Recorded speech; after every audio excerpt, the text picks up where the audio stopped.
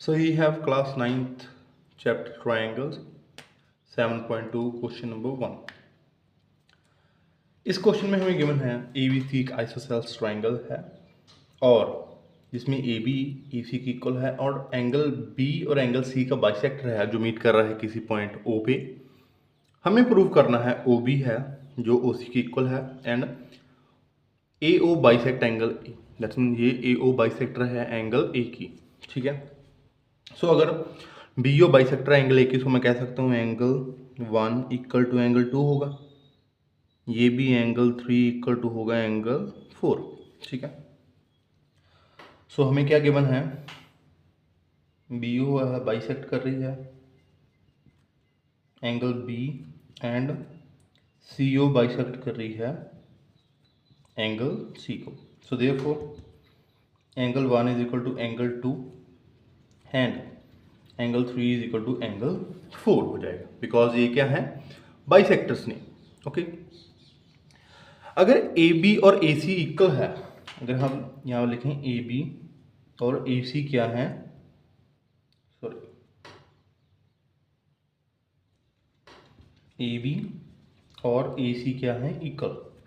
ठीक है, सो हमने थ्योरम पढ़ी है side opposite to the same angles are always equal.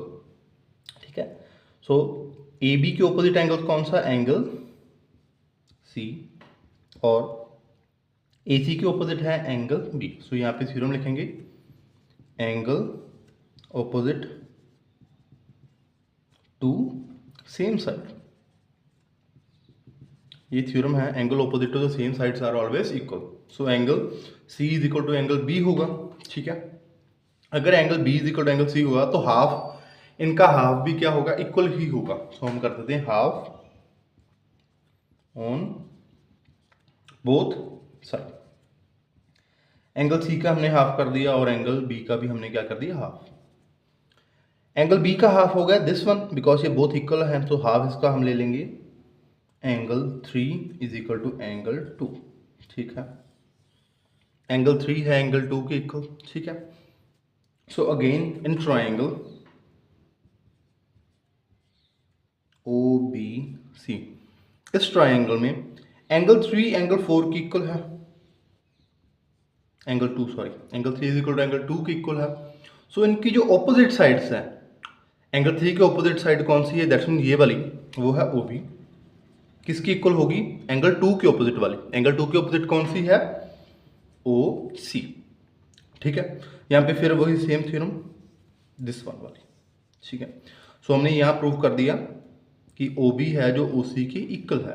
Basically यहाँ पे कोई कॉन्ग्रुएंस रूल नहीं लग रहा है। यहाँ पर क्या है, हमने एक थ्योरम यूज की है जो कि एक आइसोसेल्स ट्राइंगल्स में या किसी भी ट्राइंगल में लग सकती है, जिसके दो ऑपोजिट एंगल्स इक्वल हों, उनकी ऑपोजिट साइड्स भी इक्वल होती हैं। अगर दो ऑपोजिट साइड्स इक्वल हों तो उनके दो ऑपोजिट एंगल भी इक्वल होते ही हैं। ठीक है, फर्स्ट चीज हमने प्रूव कर दी OB is equal to OC। Then हमें प्रूव करना है जो AO है वो बाइसेक्ट कर रही है एंगल A को। अगर हम ये प्रूव कर दे angle 5 is equal to angle 6, अगर हमने ये प्रूव कर दिया तो इसका मतलब होगा जो AO है वो बाइसेक्टर है एंगल A की। ठीक है, सो मैं यहाँ पे मार्किंग कर लेता हूँ लाइन। ठीक है, तो यहाँ से हम स्टार्ट करते हैं। फर्स्टली अगर angle 3 is equal to angle 2 है, angle 3 is equal to angle 2 है, ठीक है, तो angle 1 is equal to angle 4 भी होगा, बिकॉज एंगल 3 की इक्वल क्या है, एंगल 4, और एंगल 2 की इक्वल क्या है, angle 1। So angle 1 is equal to angle क्या होगा, 4 भी होगा। ठीक है, so in triangle AOB and triangle AOC, अगर हमें प्रूव करना है angle 5 is equal to angle 6 है, तो हमें ये बोथ ट्राइंगल क्या करने पड़ेंगे, कॉन्ग्रुएंस प्रूव करने पड़ेंगे। ठीक है, सो फर्स्ट चीज हमारे पास है AB है इक्वल है AC के, हमें क्या है गिवन।